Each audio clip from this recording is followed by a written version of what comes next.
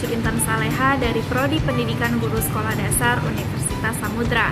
Video ini dibuat untuk memenuhi tugas perkuliahan pendidikan inklusi. Yang pertama, saya akan menjelaskan apa itu pendidikan inklusi. Pendidikan inklusi adalah sistem penyelenggaraan pendidikan yang memberikan kesempatan kepada semua peserta didik yang mengalami kelainan atau keistimewaan agar memperoleh pembelajaran yang sama seperti peserta didik pada umumnya. Undang-Undang Nomor 20 Tahun 2003 tentang Sistem Pendidikan Nasional Pasal 5 ayat 1 menegaskan setiap warga negara mempunyai hak yang sama untuk dapat memperoleh pendidikan yang bermutu. Undang-undang ini juga memperkuat adanya pendidikan inklusi di tengah masyarakat. Pendidikan inklusi juga ada beberapa jenis anak berkebutuhan khusus. Yang pertama tunagrahita, yaitu anak berkebutuhan khusus yang memiliki keterbelakangan dalam intelijensi, fisik, dan sosial, yang membutuhkan perlakuan khusus supaya dapat berkembang pada kemampuan yang maksimal. Yang kedua, ada tunanetra, yaitu anak yang mempunyai kelainan fungsi pada penglihatan. Yang ketiga, ada tunarungu, yaitu anak yang pendengarannya tidak berfungsi sehingga membutuhkan pelayanan pendidikan khusus. Yang keempat, ada tunalaras, yang dimana anak ini memiliki gangguan terhadap perilaku dan juga emosi atau sulit mengendalikan emosi.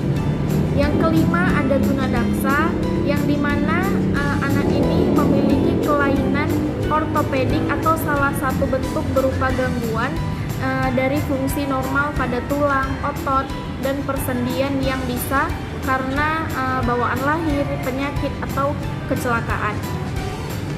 Jadi anak ini tidak dapat bergerak tanpa alat bantu.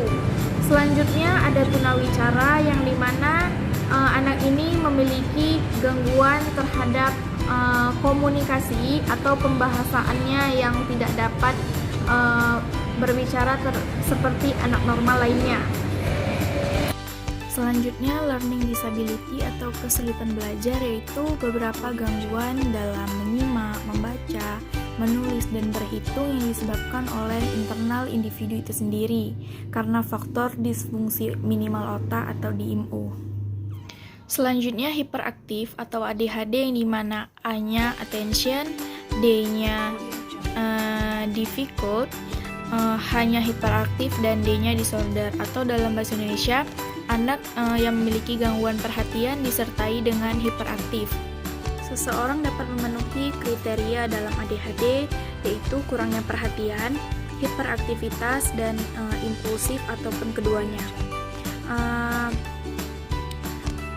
ADHD ini berlangsung setidaknya selama 6 bulan, yang menyebabkan pertumbuhan anak ADHD ini tidak seperti anak normal lainnya.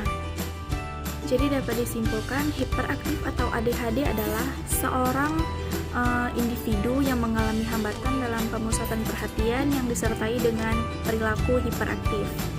Yang terakhir adalah anak berbakat atau anak yang mempunyai kemampuan yang unggul dari anak rata-rata atau normal, baik dalam intelektual maupun non-intelektual, sehingga mereka membutuhkan pelayanan. Masyarakat juga harus mempunyai sikap peduli terhadap anak-anak berkebutuhan seperti yang saya sebutkan tadi.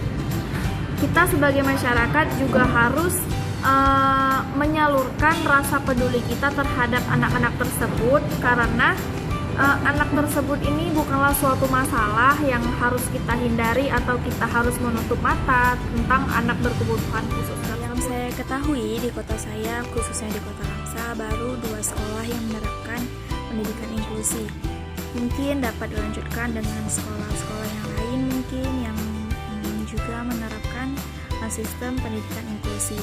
Karena sistem pendidikan inklusi ini juga dapat meningkatkan kepercayaan diri anak berkebutuhan khusus, yang dimana anak inklusi ini yaitu anak ABK dengan anak normal yang digabungkan dalam satu ruang kelas, yang dimana anak ABK ini mendapatkan pembelajaran yang sama seperti anak normal lainnya.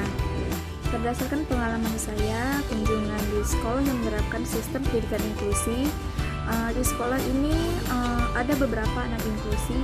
Pada saat itu kami dibagi menjadi beberapa kelompok, dan satu kelompok itu terdiri dari 6 orang. Jadi gurunya dalam mengajari si anak tunagrahita itu dengan cara menyuruh si siswa tersebut untuk duduk di samping gurunya di depan dan mengajari siswanya secara individu, yang seharusnya mempelajari materi yang seharusnya anak kelas 4 itu pelajari, namun gurunya itu memilih materi yang mudah agar dapat dimengerti pada anak tersebut.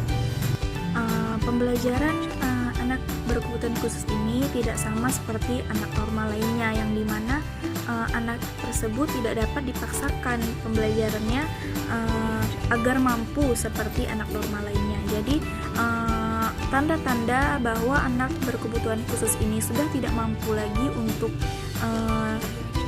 mengikuti pembelajaran, si anak tunagrahita ini dia akan menangis. Kalau sudah menangis berarti siswa tersebut sudah jenuh dalam pembelajaran tersebut, dan gurunya pun tidak lagi memaksakan si anak untuk meneruskan pembelajaran. Dan si anak tunagrahita ini juga, walaupun dia sudah jenuh, tetapi dia tidak akan membuat keributan di dalam kelas. Jadi dia tetap duduk diam di kelas dan tidak akan mengganggu temannya yang lain. Kesimpulannya adalah pendidikan inklusi adalah sistem penyelenggaraan pendidikan yang memberikan kesempatan kepada anak berkebutuhan khusus agar dapat memperoleh pembelajaran yang sama seperti peserta didik pada umumnya.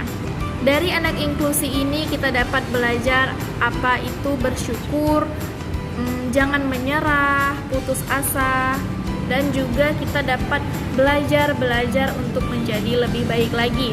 Mungkin hanya ini saja yang dapat saya sampaikan, lebih dan kurang saya mohon maaf. Wabillahi taufiq wal hidayah. Wassalamualaikum warahmatullahi wabarakatuh.